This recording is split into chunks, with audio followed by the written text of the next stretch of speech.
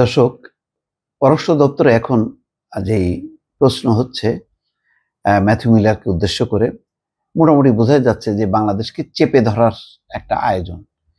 এবং কারা প্রশ্ন করছে আমি জানি না। এর আগে ভারতীয় সাংবাদিকরা প্রশ্ন করেছে বাংলাদেশের অর্থাৎ প্রতিপক্ষ হয়ে, অর্থাৎ বাংলাদেশে আওয়ামী লীগের সমর্থনে যা যা প্রশ্ন করা দরকার সেগুলো তারা করছে। আজকেও দেখা গেল একই ব্যাপার। বোঝাই যাচ্ছে যে খুবই চেপে ধরা হচ্ছে, কিন্তু একটা প্রশ্নও কেউ করছে না যে গণহত্যার দায়ে অভিযুক্ত শেখ হাসিনাকে দিল্লি থেকে বাংলাদেশে ফেরত পাঠানোর ব্যাপারে মার্কিন যুক্তরাষ্ট্র কোনো উদ্যোগ নেবে কিনা। এই কথাগুলো বলা হচ্ছে না। এই কথাগুলো বলা হচ্ছে না যে হাজার হাজার কোটি টাকা বা লক্ষ কোটি টাকা যে পাচার করা হলো মার্কিন যুক্তরাষ্ট্র সহ বিভিন্ন দেশে, সেই পাচার টাকা বাংলাদেশে ফেরত নেয়ার ব্যাপারে কোনো পদক্ষেপ আছে কিনা বা চিন্তা ভাবনা আছে কিনা, এই জাতীয় কোনো প্রশ্ন নেই।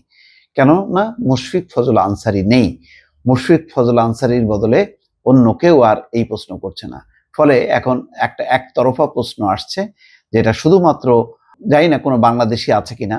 বাংলাদেশি থাকলেও প্রশ্নের ধরন দেখে বোঝা যাচ্ছে সেগুলি আওয়ামী লীগের পক্ষ থেকে করা হচ্ছে, অথবা যদি বাংলাদেশের কোনো সাংবাদিক না থাকে তাহলে বাংলাদেশের সাংবাদিকদের পক্ষ থেকে ভারতীয় কোনো সাংবাদিক আওয়ামী লীগকে সাপোর্ট করে এরকম, বা আওয়ামী লীগের স্বার্থ রক্ষিত হয় বা ভারতের স্বার্থ রক্ষিত হয়, এই ধরনের প্রশ্ন ছুড়ে দিচ্ছেন একের পর এক।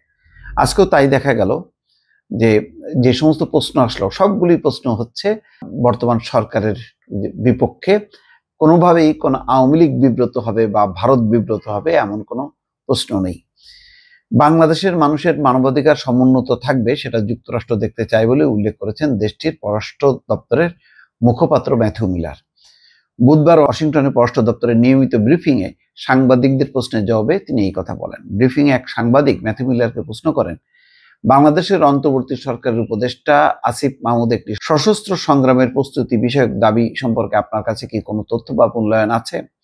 এছাড়া অস্ত্রের সম্ভাব্য উৎস সম্পর্কে বা ওই অঞ্চলের স্থিতিশীলতার জন্য এই ধরনের বক্তব্যের প্রভাব সম্পর্কে কি কোনো উদ্বেগ আছে?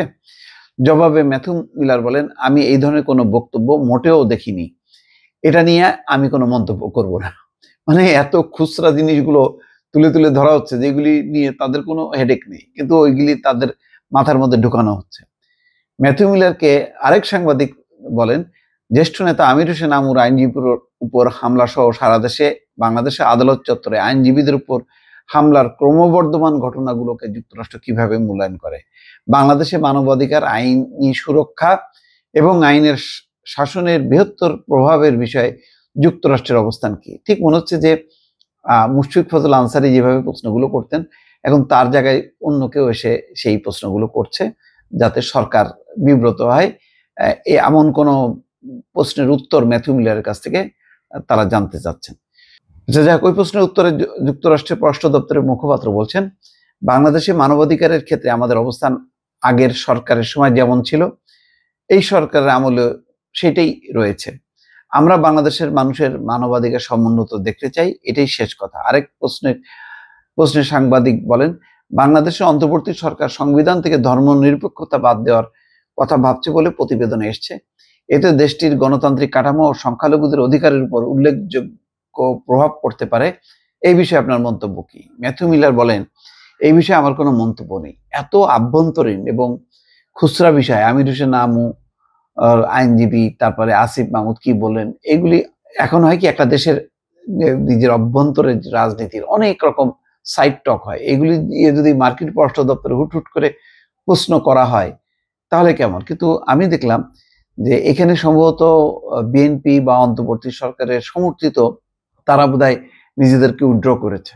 তা নাহলে কত মোক্ষম প্রশ্ন থাকতে পারে যে বাংলাদেশের থেকে যে সমস্ত গণহত্যার দায়ে অভিযুক্ত টাকা পাচারকারী হিসেবে সন্দেহ করা হচ্ছে, বিপুল পরিমাণ নেতা দেশে বিদেশে ছড়িয়ে পড়েছে, তাদেরকে গ্রেপ্তার করার ব্যাপারে বা তাদের দেশে ফেরত এনে বিচারের ব্যাপারে যুক্তরাষ্ট্র কোনো চাপ দিচ্ছে কি দিচ্ছে না, এই প্রশ্ন শেখ হাসিনা সম্পর্কিত বলতে পারে যে কিসের বলে শেখ হাসিনা এখনো ভারতে নয়াদিল্লিতে আছে।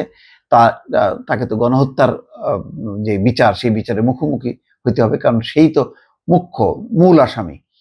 তো এই বিষয়গুলি নিয়ে কিন্তু কোনো প্রশ্ন নেই। প্রশ্ন আছে অন্তর্বর্তী সরকারকে বিব্রত করা যায় কিভাবে, সেই সবগুলো নিয়ে নানান রকম প্রশ্ন। দর্শক। ভালো থাকবেন। আল্লাহ হাফেজ।